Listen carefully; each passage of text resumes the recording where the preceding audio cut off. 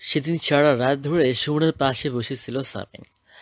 এক মুহূর্তের জন্য কেমনি বাইরে পা রাখেনি সে। মাঝরাতে আল্লাহর দরবারে দুহাত তুলে ভিক্ষা চেয়েছে সুমনাকে।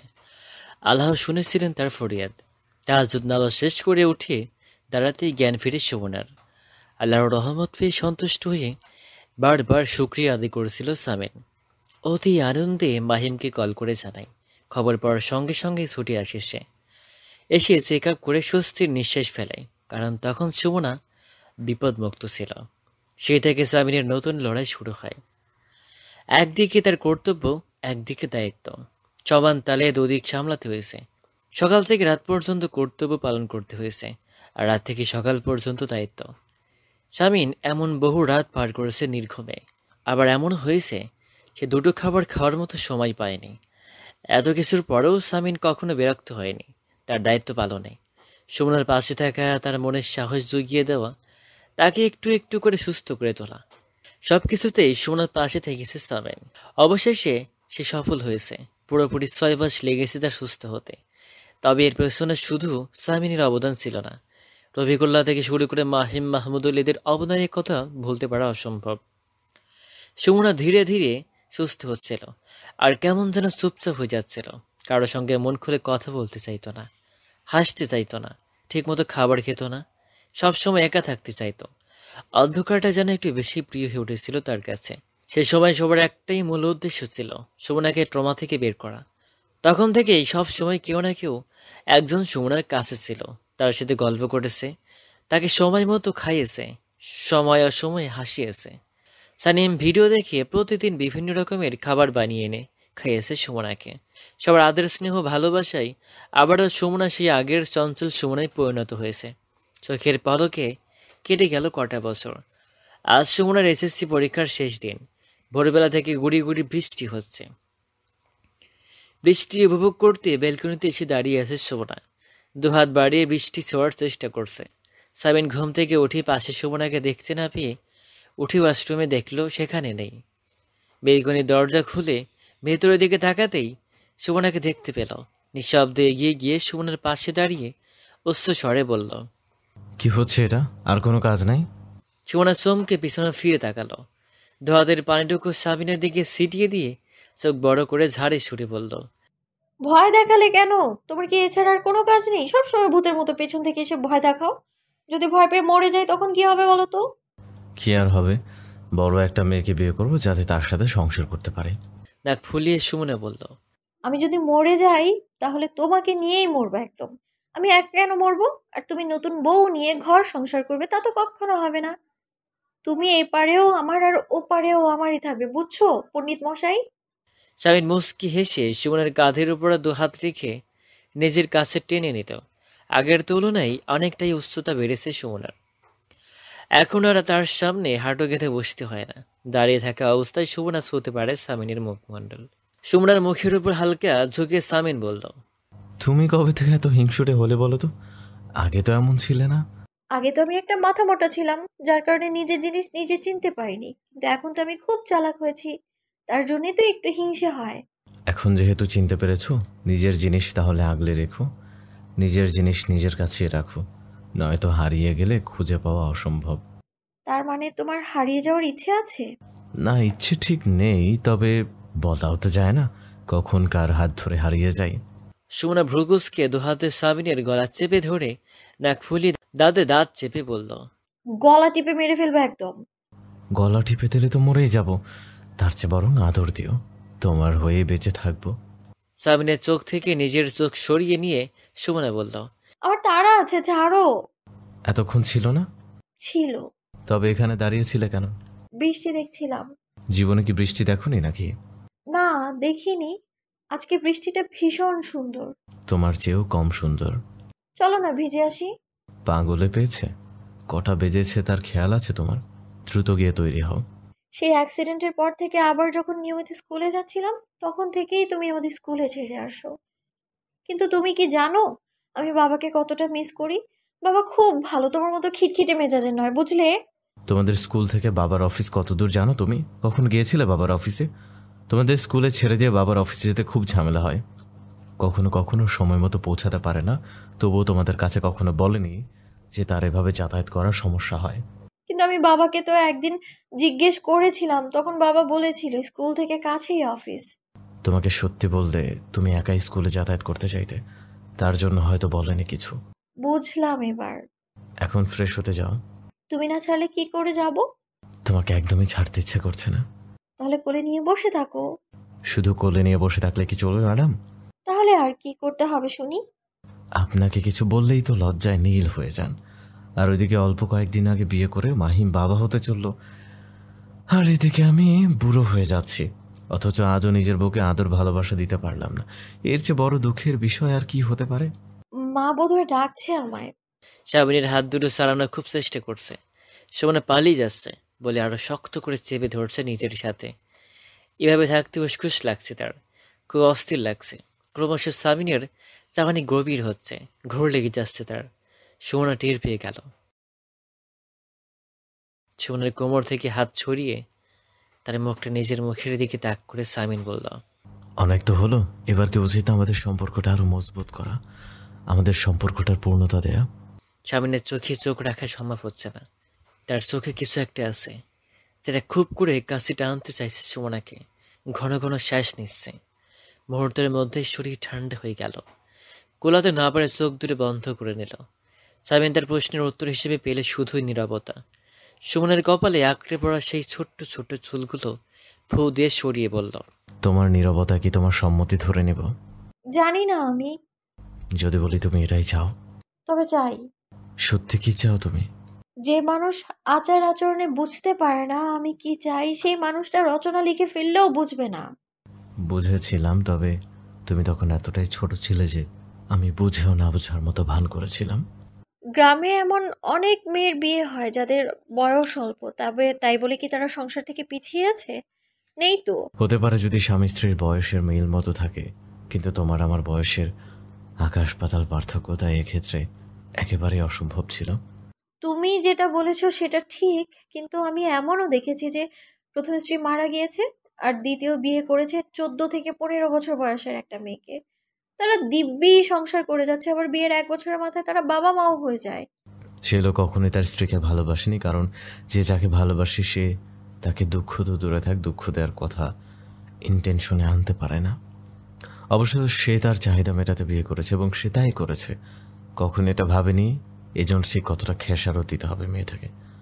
আমি ওরকম না ভাই, তাই বলে যে আমার একদমই কোনো অনুভূতি নেই তাও না। আমি চাই না আমার জন্য কারো কিছু খারাপ হোক।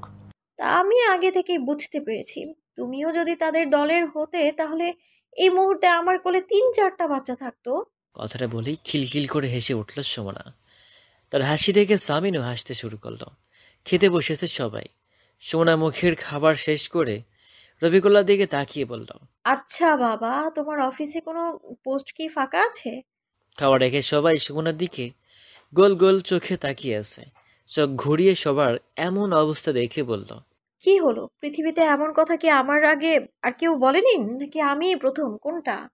যে যার মতো খাবার খেতে লাগলো। তা দেখে সুমনা পুনরায় রফিকুল্লার উদ্দেশ্যে বলল, বলছো না কেন বাবা? আমার মেয়ে হচ্ছে সেই অফিসের মালিক, তার জন্য কোনো পোস্ট ফাঁকা থাকতে হবে না। সে যখন তখন যে কোনো পোস্টে যোগদান করতে পারবে। সুমনার মুখে বিশ্বজয়ের হাসি। সুমনা কিছু বলতে যাবে এমন সময়ে তাকে থামিয়ে দিয়ে সামিন বলল, বাবা তুমি কিন্তু খুব বেশি আশকারা দিচ্ছ ওকে। কেউ যদি নিজের ইচ্ছেতে কিছু করতে চায় তাহলে তাকে বাধা দেওয়া উচিত না, সামিন। তোমার বা আমি, তোমরা বা আমি, আমরা কেউই ওকে কখনো এমন কোনো অভাব দিইনি যার জন্য ওকে চাকরি করতে হবে। কথাটা অভাবের নয় বাবা, কারো ইচ্ছে থাকতেই পারে নিজের পায়ে দাঁড়ানোর, সেটা ভুল কিছু না। সুমনা যদি বুঝতে পারে, করতে পারে, তাহলে তো ভালোই। আমার বয়স হচ্ছে, আর কত বছর অফিস সামলাতে পারবো। তুমি এক লাইনে চলে গিয়েছো, সানিম কোনো লাইনে যাবে তা আল্লাহ জানেন, কিন্তু আমার অফিসটার কি হবে? কে দেখাশোনা করবে ভেবেছো কখনো? আর কে দেখবে? তোমার মেয়ে তো আছে, সেই দেখবে সব দিক। অবশ্যই দেখবে। তুমি ছেলে হয়ে বাবার দিকটা ভেবে দেখোনি কখনো, অথচ আমার মেয়ে ঠিকই চিন্তা করে আমাকে নিয়ে। আমি তো তোমার খারাপ ছেলে? হ্যাঁ তাই। বাবা ছেলের ঝগড়া দেখে সাজদা বললেন, তোমরা চুপ করো তো, তোমাদের কাউকে অফিসে সামলাতে হবে না। রবিকুল্লাহ অবাক হয়ে জিজ্ঞেস করলেন, তাহলে কি তুমি একাই সামলাবে? আমি একা নই, আমার সঙ্গে আমার নাতি নাতনিরা থাকবে। রসগোল্লার মতো চোখ করে সামিনের দিকে তাকালো সুমনা। সামিন পাত্তা না দিয়ে দ্রুত খেতে লাগলো। ওদিকে রফিকুল্লাহ সাজেদা সানিম হো হো করে হাসছেন। সামিন তৈরি হয়ে সোফায় বসে আছে। এখনো সুমনা তৈরি হয়নি, আর কতক্ষণ লাগবে তাও জানা নেই। অপেক্ষা করে বিরক্ত হতে হতে এক পর্যায়ে সামিন বলতে শুরু করলো, তুমি কি বিয়ে বাড়ি যাচ্ছ? এতক্ষণ সময় লাগে তৈরি হতে? ওদিকে সময় দৌড়ে যাচ্ছে, এদিকে তুমি বসে আছো, বসে বসে সাজগোজ করতে ব্যস্ত। আরে বাবা, তাড়াতাড়ি করো না, আজকে মিটিং আছে, ঠিক সময় পৌঁছতে না পারলে আমার মান সম্মানের ফালুদা হয়ে যাবে। আয়নার সামনে দাঁড়িয়ে অধর উল্টে সুমনা বলল, আজ আমার মিটিং আছে, এখন আমি জরুরি একটি মিটিংয়ে আছি। এক্ষুনি গুরুত্বপূর্ণ মিটিং শুরু হবে। যত সব ফাউল মার্কা চাকরিজীবীদের এই একটাই ডায়লগ, সব সময় তারা এটা বলে পার পেতে চাই, কিন্তু এতে আমার কিচ্ছু যায় আসে না। তোমার মিটিং তুমি বুঝবে, তাতে আমার কিচ্ছু যায় আসে না, বুঝলে? যদি তোমার সত্যি দেরি হয়ে যায় তাহলে তুমি যেতে পারো, তবু কানে কাছে বসে মিটিং মিটিং করো না, বিরক্ত লাগে শুনতে। আর তুমি যে আমাকে 1 ঘন্টার বেশি সময় ধরে বসিয়ে রেখেছো, সে বেলা কিছু না, না? পুরোপুরি 8টার মধ্যে আমাকে অফিসে থাকতে হয়। তোমার পরীক্ষার জন্য আমার অফিস যেতে 9:30 বেজে যায়, তবু আমাকে দাপট দেখানো হচ্ছে কেন? না মানে এমনি বলেছি, চলো আমার হয়ে গিয়েছে। এক হাতে নিজের ব্যাগ, অন্য হাতে সুমনার ফাইল নিয়ে বেরিয়ে গেল। রোজকার মতো মাহমুদুল গাড়ির সামনে দাঁড়িয়ে আছে। ওদের দেখে স্যালিউট দিয়ে দ্রুত দরজা খুলে দিয়ে সামিনের হাত থেকে ব্যাগটা নিল। তারা ভেতরে গিয়ে বসতেই দরজা আটকে দিল। ড্রাইভিং সিটে বসে নজর সামনের দিকে দিল। পরীক্ষা শেষে গেটের বাইরে এসে এদিক সেদিক খুঁজতে লাগলো। রানা কোথাও নেই। রোজ তো এখানেই থাকে, তাহলে আজ ব্যতিক্রম হলো কেন? নাকি পথে যানজটের কারণে আটকে আছে? কিন্তু রানা তো প্রতিদিনই কিছু সময় আগে চলে আসে, যাতে করে সুমনাকে অপেক্ষা করতে না হয়। হঠাৎ কারো অস্পষ্ট ডাকে পেছনে ফিরে তাকায় সুমনা। মাহমুদুলকে দেখতে পেয়ে অবাক হলো। গলা উঁচিয়ে দেখার চেষ্টা করলো মাহমুদুলের পেছনে কেউ আছে কিনা। তৎক্ষণাৎ মুচকি হেসে মাহমুদুল বলে, স্যার আসেননি ম্যাম, তিনি আমাকে পাঠিয়েছেন আপনাকে নিয়ে যেতে। আপনার স্যার কি করে জানতে পারলো আজ রানা ভাই আমায় নিতে আসেনি? স্যার নিজেই রানাকে কল করে বলেছেন আজ যেন সে আপনাকে নিতে না আসে। ম্যাম একটু জলদি চলুন, স্যার আমাকে আধা ঘন্টা সময় দিয়েছেন, এর মধ্যে যদি পৌঁছাতে না পারি তবে কপালে দুঃখ আছে। আপনার স্যার তো আর খেয়ে দে কাজ নেই, শুধু মানুষকে দুঃখ দেওয়া ছাড়া। না ম্যাম, স্যার মোটেও সেরকম নন। হ্যাঁ, হয়তো একটু এদিক সেদিক করলে রাগ করেন, কিন্তু তিনি অত্যন্ত ভালো একজন মানুষ। তার ব্যক্তিত্ব এবং তিনি নিজে এক কথায় অসাধারণ। বুঝলাম ভাইয়া, আপনার স্যার ভদ্রলোক, এবার চলুন। মাহমুদুল হেসে গাড়ির দিকে হেঁটে যাচ্ছে। তার পেছনে সুমনা হাঁটছে। বিশাল এক রেস্টুরেন্টের সামনে গাড়ি দাঁড় করালো। তখনকার মতো মাহমুদুলের পিছু হেঁটে ভেতরে এলো। পায়ের ওপর পা তুলে বসে ল্যাপটপে কিছু করছে সামিন। মাহমুদুল সামনে গিয়ে স্যালুট দিয়ে তার উপস্থিতি জানালো। স্যার, ল্যাপটপ থেকে চোখ সরিয়ে সামনের দিকে তাকালো।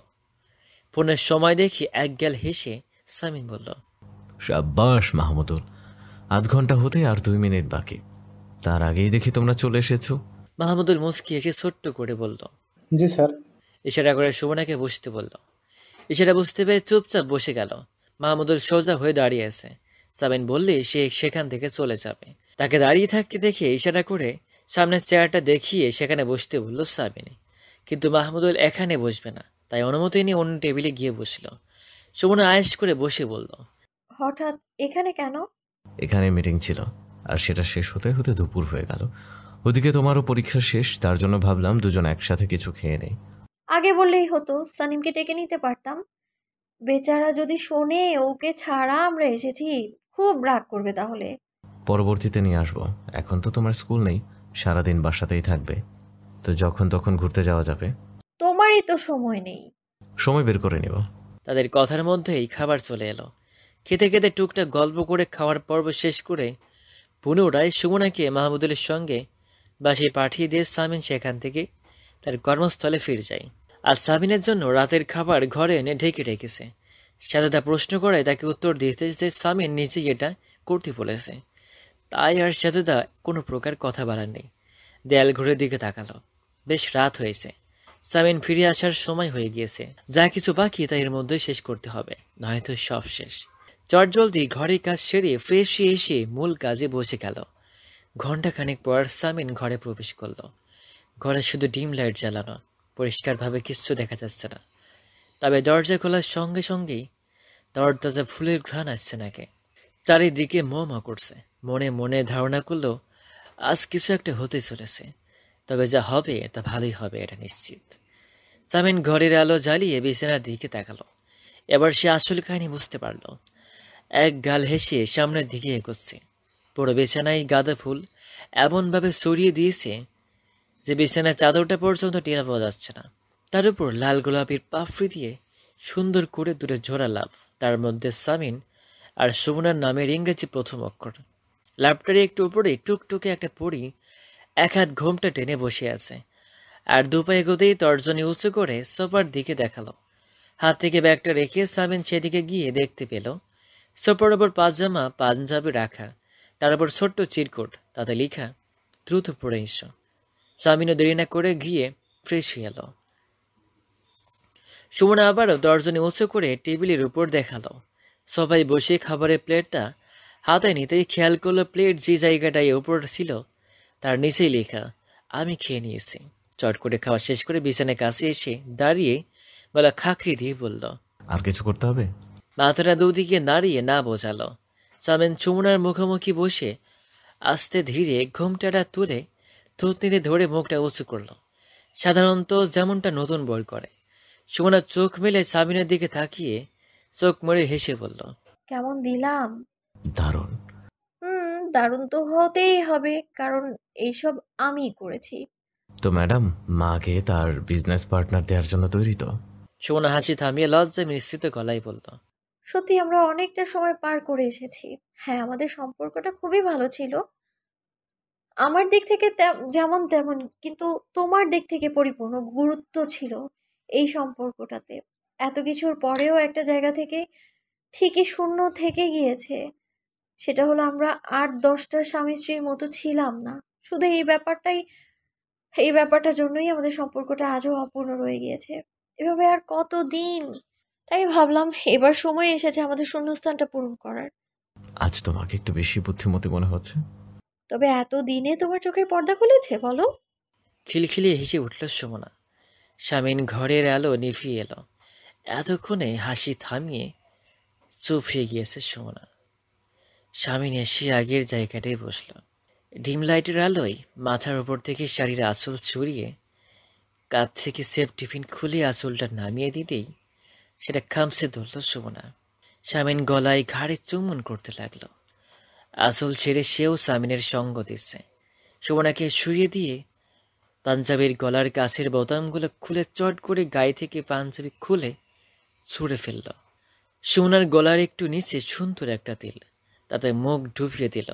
সেখান থেকে মুখ তুলে দুজোড়া ঠোঁট মিলিত হলো।